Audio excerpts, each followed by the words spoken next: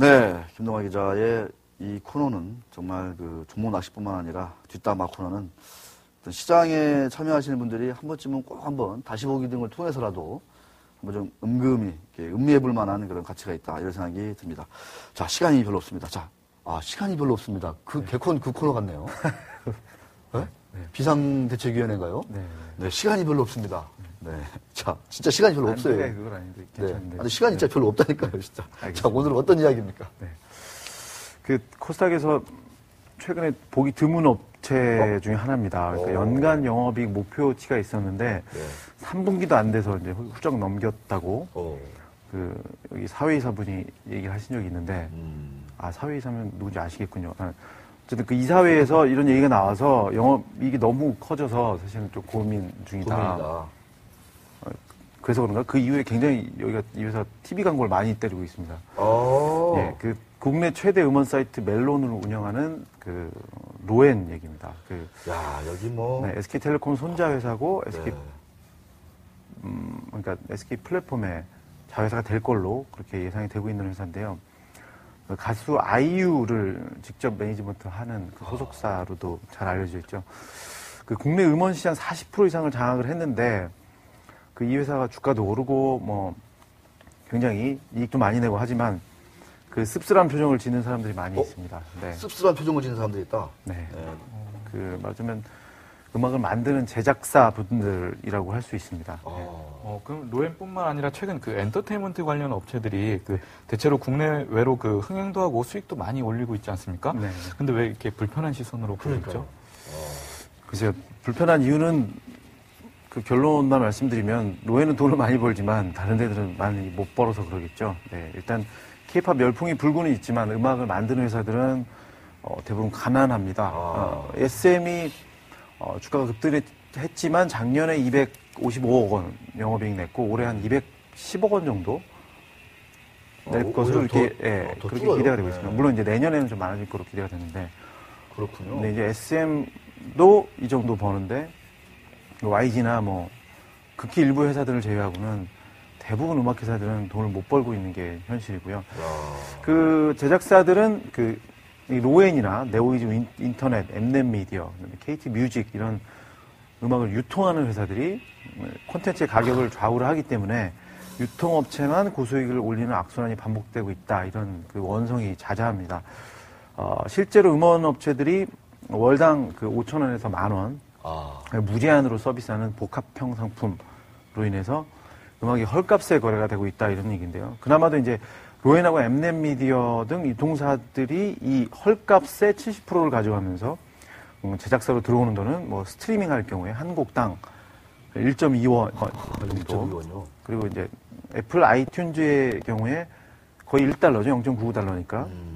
그다음에 이중 70%에 해당하는 0.7달러. 그러니까 800원 정도를 제작사한테 주는데 한국에서는 스트리밍 하나 하면 1.2원 들어온다. 이런 어마어마한 격차가 있는 게 사실입니다. 그러니까 이제 애플의 그 아이튠즈 같은 경우에는 한 곡에 한 1달러 정도에 파는데 이 중에 한 70% 정도가 제작사에게 음악을 만드는 가고 우리는 스트리밍이면은 다운로드는 아니고 이렇게 그냥 듣는 거 흘러나오게 듣는 거. 흘러나오고 듣는 거.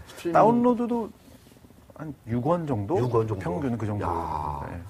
그러니까 하나 흘러나가는 데는 1.2원 정도가 제작사한테 가고 다운로드 받는데도 한 6원. 야, 이건 뭐 아이튠즈가 800원 정도가 이렇게 가는 거에 비하면 6원, 뭐 1.2원. 이게 도대체 그러니까 음악을 잘 만들어봤자 유통회사들만 배를 불리는 로엔과 같은. 그래서 로엔이 너무나 이익이 많이 나니까 오히려 고민이다. 이거를 어떻게든지 줄여라. 이런 특명을 받고 열심히 광고를 하고 있다라고 추정이 되는 상황이군요. 네, 그렇습니다. 어디까지나 추정이. 네. 그렇게 이제 추정이 된다는 거죠. 전망이 되고 예상이 된다는 거죠. 확인이 되는 건 아니고. 자, 수익 구조가, 해도 너무한다. 아주 이 불편한 진실을 우리가 보는 것 같습니다. 참, 이것도 빨리 좀 고쳐져야 음악을 만드는 분들이 참 신이 나서 더 좋은 음악을 만들 수 있을 것 같은데, 그 외에 또 다른 문제점도 있다고요. 네, 이렇게 수익 구조가 일방적인 거 말고도 좀 아주 이제 내면의 깊은 문제가 그 골칫거리가 이른바 이제 흔히 마이킹 많이 하는데 들어본 것 같아요. 네, 마이킹이라고 사실 일본어로 선금해서 그 먼저 돈을 주는 거라고 불리는 선급금 문제입니다. 그러니까 음악을 만든 능력은 있는데 돈이 없는 제작사들한테 이렇게 그 엠넷이나 로엔이나 유통사들이 먼저 돈을 주는 겁니다. 근데 그 이렇게 될 경우에 제작사들은 로엔이나 이렇게 돈 주는 받은 사람들한테 음원 유통권을 주고 그 성금을 받아서 제작하고 운영을 하는데요. 그 일단 음반이 나오면 이 로엔은 해당 음원을 유통을 하면서 수수료 수익을 얻고 그다음에 음반사의 몫으로 배정된 수익에서 또 성급금을 차감을 하고요. 그렇기 때문에 이제 뭐 고리대금업 일종의 그렇다라고 구조라고 말하기도 하는데요. 그럼 이 성급금 제도는 없앨 수 없는 건가요? 이 성급금 문제가 사실은 제작사들한테는 그 가장 크리티컬한 이유가 결국에는 이 흥행의 성패를 이 성급금에서 좌우한다 이렇게 볼 수 있는 겁니다. 그러니까 유통을 할 수 있는 플랫폼을 쥐고 있는데 그 사실 윗단에 못 올라가면 그냥 죽어버리니까 성급금을 받아야지만 거기서 좀 프로모션도 해주고 그렇기 때문에 성급금 못 받고 그냥 올려놓으면 뭐 누가 봐주겠냐 이런 현실이니까 마케팅도 안 해줄 것이고 좋은 위치에 노출도 안 해줄 것이고 그러니까 유통단에서 모든 이 성패를 좌우를 하기 때문에 어쩔 수가 없는 상황이라고 이제 얘기를 하고 있고 그리고 또 그 음원 차트에서 가장 중요한 변수가 그 이른바 추천곡이라는 게 있죠. 그러니까 멜론의 경우에 그 추천 100곡 중에 45곡이 그러니까 절반 가까이가 멜론 성급금 받은 노래라고 합니다. 그러니까 성급금 주는 음악이 잘 돼야 또 돈도 많이 버니까. 그러니까 선곡을 추천곡을 많이 해주겠죠. 맞물려 있군요. 이해관계가 아주 그렇죠. 꼼꼼하게. 아주 타이트하게 맞물려 있고, 그러니까 대기업들이 지분 투자한 기업에 물량 많이 주고 실적 많이 내고 배당 많이 받고 이런 트렌드랑 비슷한 행태라고 볼 수 있습니다. 음악을 하는 예술가들이 이런 어떤 그 돈의 고리 속에서 아주 꽉 얼겸해가지고 어떻게 꼼짝달싹 못하는 그런 상황이군요. 그러니까 멜론 경우에 하루 추천곡을 걸면 30위권 올라가고 일주일 걸면 50위권 안으로 이제 거꾸로죠. 50위권에서 30위권 안으로 진출할 수 있다고 하는데 그 또 재밌는 게 이제 컬러링이나 이제 오토 컬러링 뭐 이런 서비스 있지 않습니까? 그러면은 대부분 아마도 멜론에서 고르는 음악들이 나오는데 그 음악들 자체는 다 성급금 받은 음악이 아닐까. 이것 역시 추정이 그렇게 되고 있습니다. 이 성급금이 참 묘한 게 있네요, 이게. 여기 진짜 불편한 짓이 많이 담겨 있는 것 같습니다. 이 성급금 문제는 한번 공정이나 이런 데서도 한번 뜯어볼 필요가 있을 것 같은데요, 제가 보니까. 뜯어볼 필요가 있는데, 모르겠습니다. 이게, 사실은 이게 문화부에서 예전에 이게 음악은 공공재다. 뭐 이런 성격 때문에 이 스트리밍과 사실 그 다운로드가 다 종합 복합 서비스 되면서 헐값에 돼버리니까 그때 이후로 많이 개선을 한다고 하지만 지금 뚜렷하게 뭐 개선되는 건 없는 현실입니다. 알겠습니다. 참 씁쓸합니다. 사실 듣다 보니까. 그럼 정작 이 로엔의 실적은 얼마나 좀 이렇게 많이 나고 있습니까? 네, 올해 상반기에 157억 5천만 원이니까 지난해보다 절반 50% 가까이 증가를 했고 지난해 영업이익 164억 원은 이미 3분기 때 훌쩍 넘었습니다. 넘었고 3분기가 한 85억 원 정도 나온 걸로 나오고요. 그래서 그런가 4분기는 근데 TV 광고를 많이 했기 때문에 또 얼마나 수익이 날지 모르겠습니다. 근데 그 특히 이제 나는 가수다 음원을 싹쓸이 하면서 그러니까요.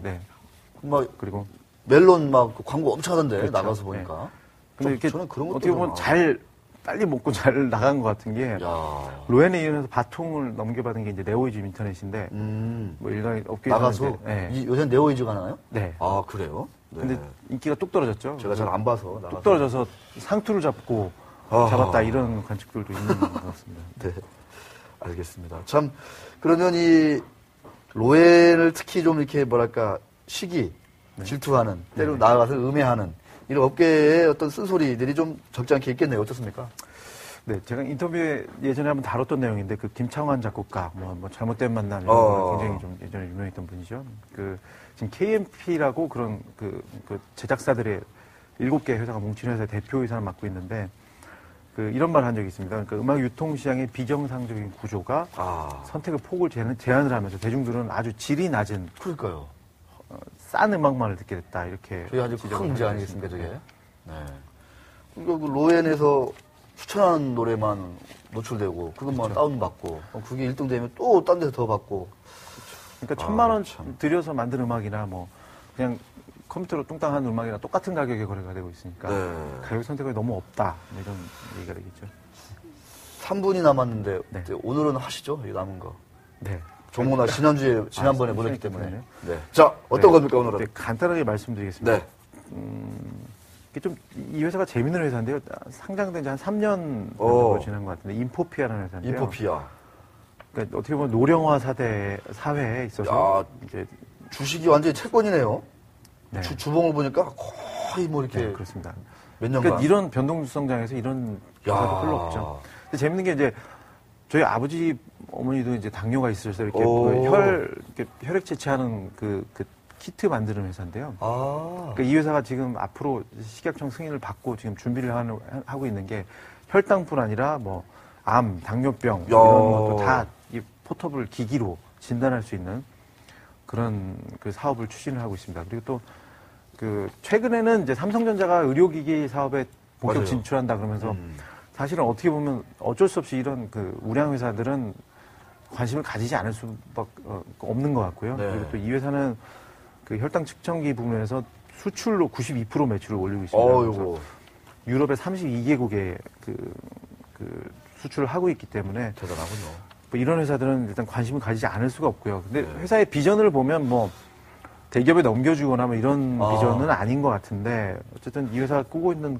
꿈은 포터블하게 기기를 들고 다니면서 병을 진단을 하고 암이나 당뇨병, 혈당뿐만 아니라 암까지. 네. 그다음에 실제로 뭐 간이나 콜레스테롤 진단 바이오 센서 이런 거는 이미 그 상업화를 했고요. 근데 시장 규모가 얼마나 좀 큽니까, 이거?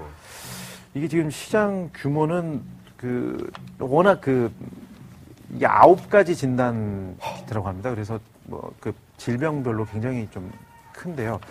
제가 시장 규모를 추정을 한 파트가 약 100억 달러 정도. 그렇죠? 이제 노령 인구 증가가 되면서 특히 한국에서 노령화 사회의 어떤 네. 수혜 기업이 될 수 있겠네요. 네네. 그렇게 예상을 하고 있습니다. 그러면서 앞으로 이제 흔히 얘기하는 헬스케어 사업도 그 소프트웨어랑 결합을 해서 그 키트를 들고 그다음에 키트에서 진단을 하면 바로 IT로 넘어가서 거기서 자기의 기록들이 다 IT로 저장이 되는 그런 시스템. 마지막으로 인포피아의 실적 전망을 좀 짧게 좀 해주시죠.